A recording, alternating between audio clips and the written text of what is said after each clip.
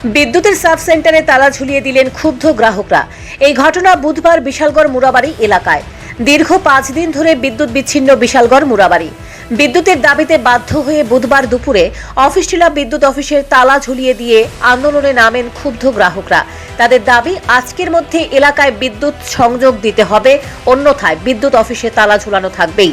এদিকে বিদ্যুৎ অফিসে ক্ষুব্ধ গ্রাহকরা যাওয়ার পর অফিসে কোনো রকম আধিকারিকদের পাত্তা পাওয়া যায়নি।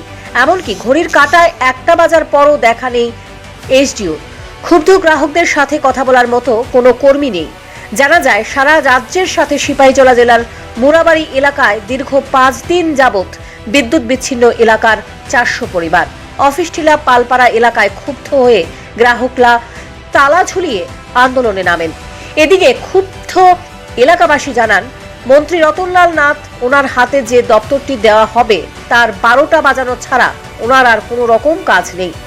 2018 সালে বিজেপি সরকার গঠন হওয়ার পর শিক্ষা দপ্তরটাকে একেবারে লাটে তুলেছে রতনলাল নাথ। তারপর বিদ্যুৎ দপ্তরের মন্ত্রী হওয়ার পর এই বিদ্যুৎ দপ্তরটাকে শেষ পর্যন্ত গঙ্গায় ভাসিয়ে দিয়েছেন তিনি।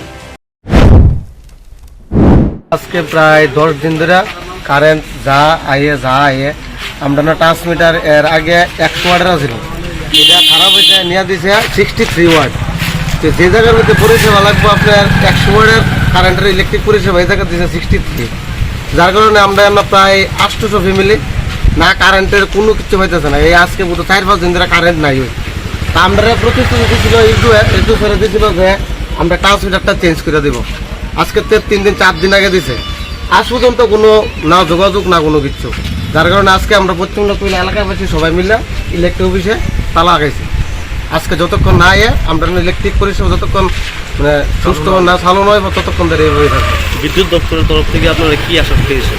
আশা দিচ্ছে যে আজ থেকে 3 দিন আগে তো দিছে যে এই জায়গা থেকে দেখে আইছে যে আলাদা ফেস করে দিব, দিয়ে সেটা পুরোটা চালু করে দিব। তো এই উৎসব আগামীতে এই যে 1900 উৎসব চালু হয়েছে আবার, এই উৎসবের কারণে আমরা এতদিন আসা যাওয়া করতে আছি, কোনো কিছুই নেই। তা আজকে যার কারণে আমরা বাধ্য হয়ে এলাকায় বসে সবাই মিলে ইলেকট্রিক অফিস তালা দিছি। এসডিও আইতেছে না। এটা কোন অফিস? এটা লাগা অফিস টিলা কারেন্টের অফিস পালপাড়া। এসডিও অফিস নয়, অফিস টাইম এসডিও অফিস নেই। আপনার কিন্তু এখন টাইম চলছে মোটামুটি প্রায় 1টা বাজে, এসডিও অফিস নয়। এদিকে গ্রাহকদের তীব্র বিক্ষোভের মধ্যে বিদ্যুৎ দপ্তরের কোনো আধিকারিক ভয়ে গ্রাহকদের সঙ্গে কথা বলেননি। তবে বুধবারের মধ্যে বিদ্যুতের পরিষেবা স্বাভাবিক না হলে শীঘ্রই বৃহত্তর আন্দোলনে যেতে বাধ্য হবেন বলেছেন গ্রাহকরা। Bureau report, news prime Tripura.